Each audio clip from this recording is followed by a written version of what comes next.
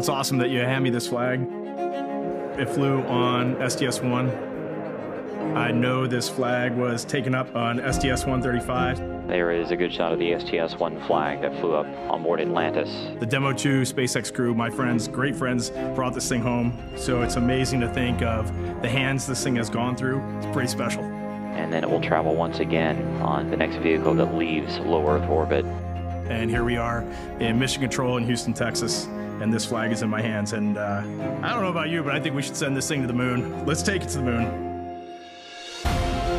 Human spaceflight is the ultimate team sport. When these four fly around the moon, they won't be doing it alone. They're part of a team of astronauts, engineers, scientists, trainers, a team of support working around our country and around the globe, ready day and night.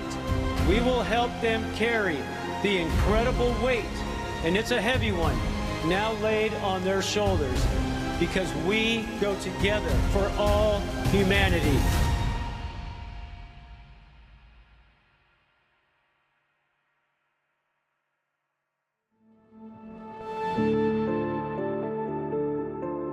NASA has a rich history of test flights, and we do it for a reason.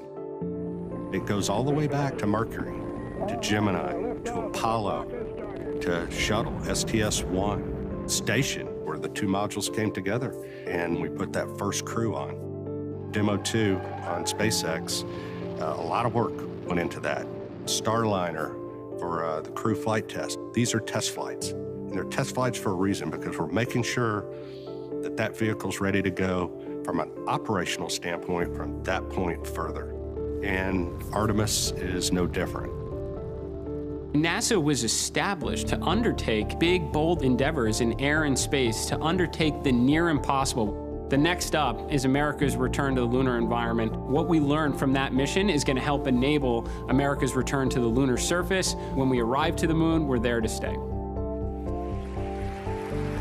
Our mission calls for 4 names. It's difficult to pick just 4 from a group that by its very definition attracts the best and the brightest that humanity has to offer, as humanity looks to find its place among the stars. My name's Norm Knight. I'm the Director of Flight Operations at NASA Johnson Space Center. Well, let me tell you a little bit about what flight operations does.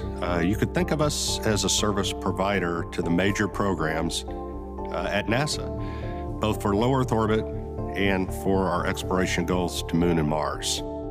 We plan, we train, and we go execute and fly the missions. Assigning a crew for a mission is complicated, I'll tell you that. We look at our experience base and we say, all right, here's the mission, in this case Artemis 2, higher risk, being a test flight, so what complement of experience base do we want on this mission? With a test flight, we typically like pilots that have test flight experience, test pilots. In addition to that, you look for cohesiveness with a crew.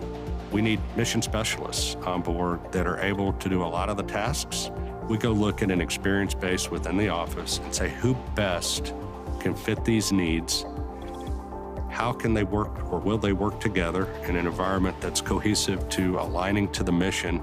And you end up with an experience base with those crew that then provide everything possible to guarantee mission success going forward. As head of flight operations, I have the privilege of getting to know each and every astronaut. The best part of my job,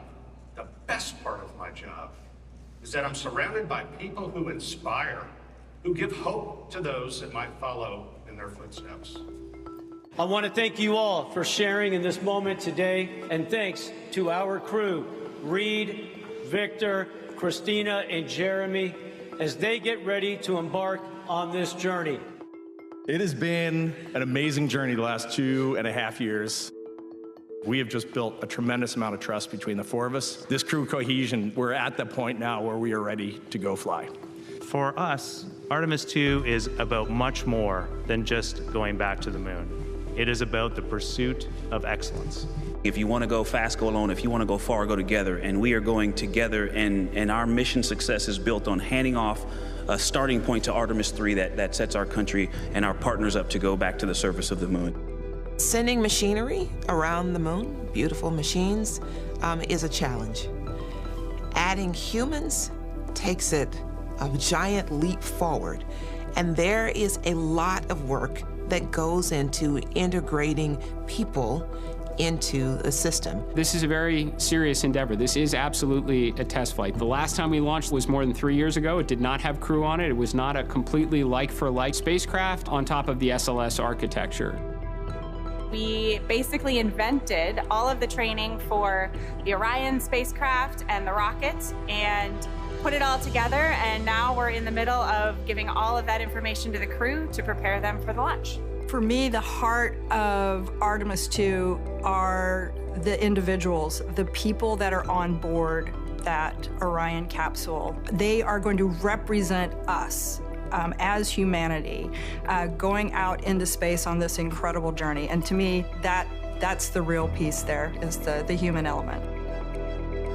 I'm Reed Wiseman, a NASA astronaut and commander of the Artemis II crew. I guess if I'm going to answer who I am, first and foremost, I'm a dad. I was a pilot in the Navy. I'm an astronaut. I'm a lover of nature, lover of the Earth, and in general, I just try to be nice to people. I've known Reed a long time, and just an absolute great person. He is very strategic in his thought process. I consider him big picture. His leadership style is really obvious. He's looking for ways to let all of his really talented, experienced crewmates own parts of the mission. Over his career, Wiseman has spent over 165 days in space. In the office, he was the chief astronaut, which is a very tough job. More on the personal side, Reed's just a great guy. I grew up in a small town north of Baltimore, Maryland, known as Cockeysville or Hunt Valley. The first time I remember being interested in space, I was in elementary school. I was always into cars and trains and planes, and I distinctly remember before the first space shuttle flight, I think I was 5 years old, the 747 flew over with a shuttle on the back. I distinctly remember being on a hill near a mall with my mom and dad watching that thing fly over and all. I was a tiny kid. I graduated high school pretty young, and so I was small. I tried all the standard little kid sports. I tried soccer, I tried baseball. Those just did not fit with me. While I was at school, I decided that